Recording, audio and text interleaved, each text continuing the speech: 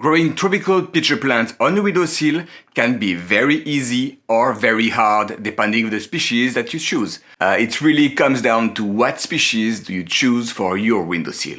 In this video I will show you the easiest beginner-friendly species or cross that you can buy to get going and start to grow Nepenthes on your windowsill.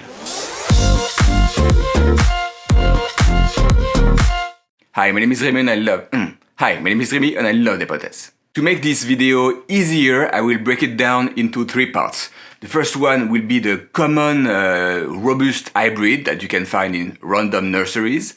Then we will go on the professional nurseries, the specialized in carnivorous plants. We will have the easiest robust hybrid, and then the robust species, pure species. So now let's start by the plant that you can buy on a random nursery, the robust hybrids that hit the world market.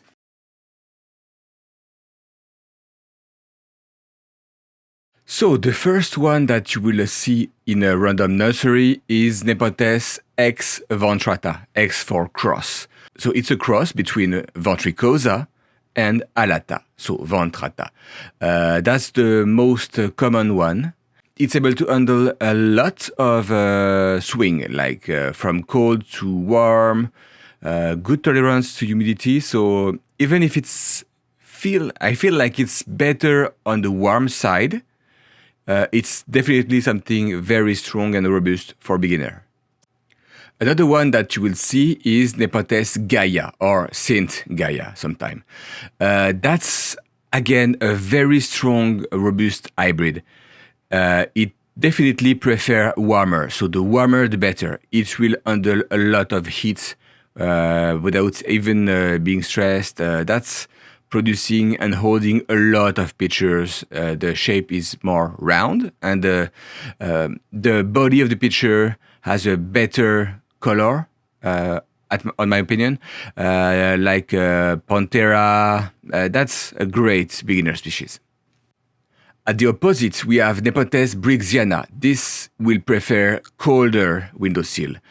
So it's really designed for regular winter cold temperature, like all the North Hemisphere, where it's cold during winter. That's what you want on your windowsill. That's my favorite. It won't really like when it's really too hot for too long, especially at night.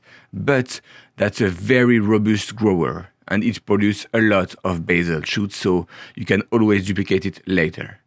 And now let's see what kind of robust hybrid you can buy in specialized nurseries.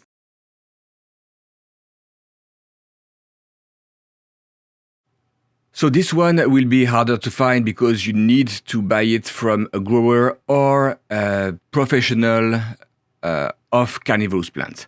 This is Nepenthes Miranda. It's a very strong grower, same, it's beautiful. It will prefer the warmer side because one of the parents is a lowlander, so it likes high humidity and warm at night. But still, because it's crossed 2 times with the Maxima, that's able to handle a lot of variation in temperature and humidity. Definitely a good choice. Rounder than the previous one, that's Bloody Mary or Lady Luck. This is an Ampullaria cross, so it will be more tubby, round. It's supposed to hold a lot of pitcher for a lot of time, so that's definitely something very rewarding. It will prefer, again, not too cold at night, but it's still doing great even in UK, for example. United Kingdom, I interviewed someone that was growing them on the windowsill, so that's definitely a good choice. Nepenthes Diana, now that's the same cross as Lady Luck, but there is some sibirensis. So really more squat pitcher, probably needing quite some humidity, I would say. More humidity than the previous one, but that will be a lot of pitcher, super tubby, super cute. So definitely something you want to consider. Rebecca Soper is also a classic. Ramispina by Ventricosa. I don't have it, but I heard that it's a fast grower and it tends to be adaptable. So that's great. Bilbele, that's Singualana and Ventricosa. Singualana liking colder temperature, so I would put that in the same box as Brixiana. Probably something that will be perfect when you have colder winters. Lady Pauline, Maxima Talagensis. This one, I have it on my windowsill and it's super easy. And the pictures are great, really a rewarding species. Less common as the other one, but definitely something that is great. And it's produced basil, you can do cuttings, that's a lot of fun there. Nepenthes suki. Rafflesiana being a lowlander and Sibonensis that like it humid. So this one will maybe require more humidity, but the color of the body of the picture is great. Again, really something people like. I never tried, but I know this one was on a few windowsill grower I interview. Almost the same, Ampullaria by Rafflesiana. So two lowlander, so they will prefer warmer nights, but they are supposed to handle average humidity. So not really high, but definitely not low. It's a super cute picture. The shape is great. This one, again, is a classic.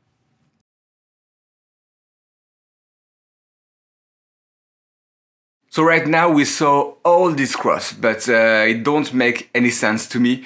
I need to sort them in another way to help you to figure out what will be the best species, pure species for you. So now that everything is sorted, as you see, the numbers talked. Like it's obvious that Ventricosa would be one. Maxima, yes. You will have also Ampullaria.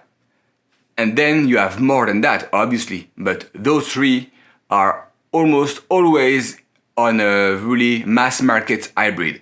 That means they are really bringing something strong, robust, resilient to random conditions. So let's start by the first one, Ventricosa. Ventricosa will be quite easy. It's really how to say that? It's really naturally adapted to a wide range of conditions, so more or less humidity, colder or warmer, it will handle it. In the same way, Maxima, which grows really in a various of elevation. This is not like a lowland species or intermediate. No, there is some lowland Maxima, there is almost like the highland Maxima. It goes really from the warm forest to the cold mountain. So the chance you cannot find Maxima that grow at your place if you have 50% humidity, really low. I would recommend starting maybe with the fancy one like the wavy leaf. Maxima wavy leaf, and even that there is like at least 3 or 5 clone, but Maxima wavy leaf, nice leaves, beautiful color, the picture is great.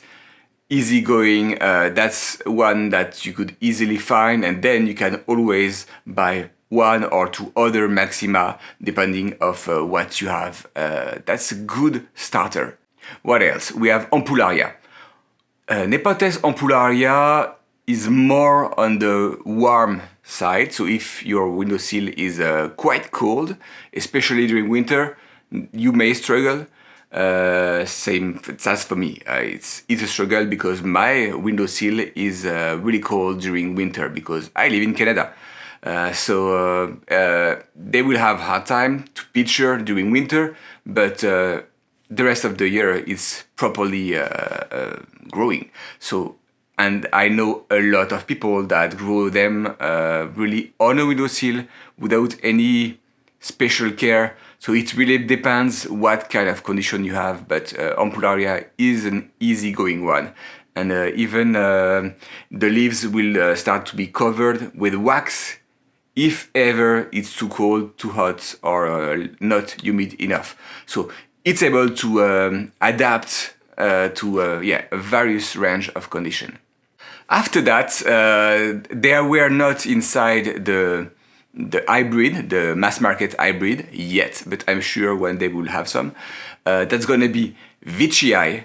So that's this baby, very, very nice on a windowsill. Again, you have to choose the species that would fit with your condition.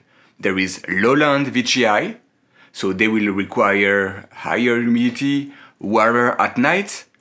And there is the intermediate borderline highland. They will love a temperature drop at night.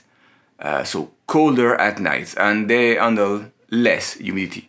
That's the one I have. So you can really pick the perfect Vicii for your windowsill. Again, 50% humidity is good.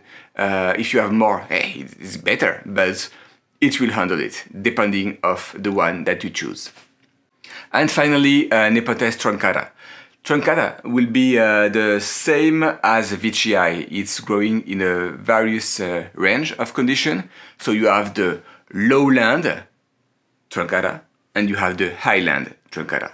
So you can always try depending of your condition. I tried, for example, a random truncata, and it was cool for here. It's growing nicely. If you want to grow your Nepenthes on your windowsill, here is a video for you. If you grow one of the species, please let me know in the comments which one you picked, which one was your first actually Nepenthes. And until next time, happy growing. And there is an ambulance here when I'm filming. That's great. Anyway,